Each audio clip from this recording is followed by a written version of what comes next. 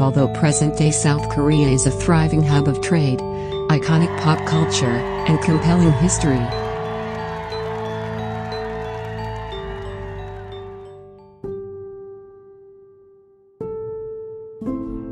Its brother country, North Korea, is shrouded in a miasma of ambiguity, mystery, and isolation.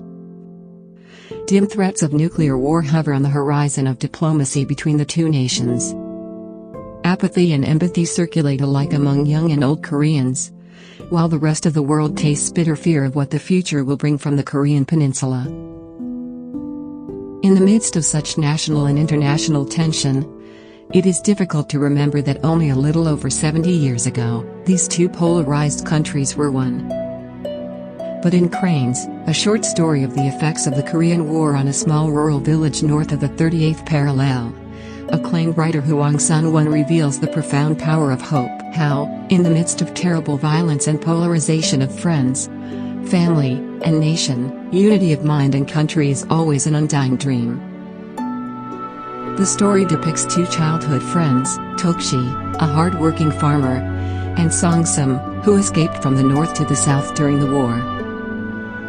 Tokshi is arrested for hiding from South Korean soldiers, and Song-sum escorts him to Changwon. Along the way, Song-sum ponders the history of their friendship, and how they have become so politically and situationally estranged. Tokshi has married and will be a father, while Song-sum has left behind most of his northern roots. Ultimately, Song-sum decides to free Tokshi and face the consequences, even if it means death. Tokshi, with his strong roots in the land and in his agricultural livelihood, represents North Korea. Song-sum, a free spirit who is willing to leave behind all that he has known to find a better life, represents South Korea. In order to highlight the parallel between their friendship and the division of the Koreas, Hwang utilizes two powerful symbols, the chestnut tree and the cranes, successfully illustrating his hope for Korean unification. First, the chestnut tree represents the past unity and subsequent division of the Koreas. As he leads Tokshi through the village, Song-sum recalls how one time, he had been caught climbing the tree and had fallen out of the tree onto the burrs below. He and Tokshi had run for their lives, despite the pain in Song-sum's backside. Song-sum had plaintively cried while pulling out the burrs, when Tokshi had suddenly reached out with a fistful of his own chestnuts and stuck them in Song-sum's pocket. Hwang uses subtle details to illustrate Korea's division.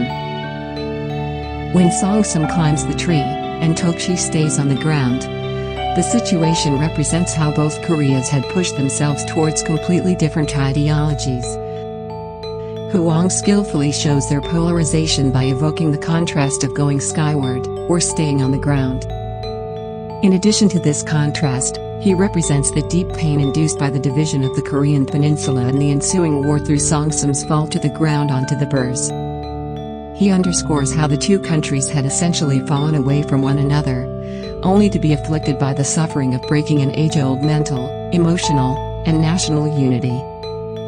In the end, however, Hwang uses the image of Tokshi offering Song-sum his own chestnuts to highlight the hope of reconciliation between the two friends, and the two Koreas. Secondly, Hwang utilizes cranes as a symbol of distinct hope. As boys, Song-sum and Tokshi had caught a crane and had tied it up, even its wings. The crane, in its helplessness and captivity, characterizes how North and South Korea have become mired in stubbornness and disunity, and how the division of what should be whole brings about bitterness. Hwang advocates reconciliation by illustrating how both boys decided to free the crane. Their own crane, the one that had come down to earth, stretched out its long neck, gave a cry, and flying up into the sky, vanished into the distance. Through this illustration, he highlights the hope of national redemption and the rectification of all past wrongs and mutual failures between the two Koreas. Essentially, Hwang emphasizes the importance of having a profound faith in future peace, defying all the ghosts of bygone destruction and mistakes. Despite Hwang's use of the chestnut tree and the cranes as symbols of the past and future situation between the two Koreas, there seems to be no immediate hope of reconciliation. The two countries are more divided than ever, The mercantile and cultural successes of half of the peninsula shine brilliantly in the world, while the other half seems only to boast of its powerful weapons of destruction, deliberately perpetuating the keen despondency and fatalism of those who hope for unification.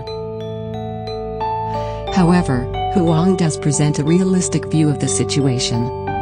He reveals that peace is not an easy task by highlighting the situational and ideological differences between Toqi and Songtsum. While Toqi refuses to run away from his home, sighing, "People like us, all we know is working the earth to stay alive. What good would it do us to run away?" Songtsum leaves his elderly parents to wander the strange streets and hamlets of the south.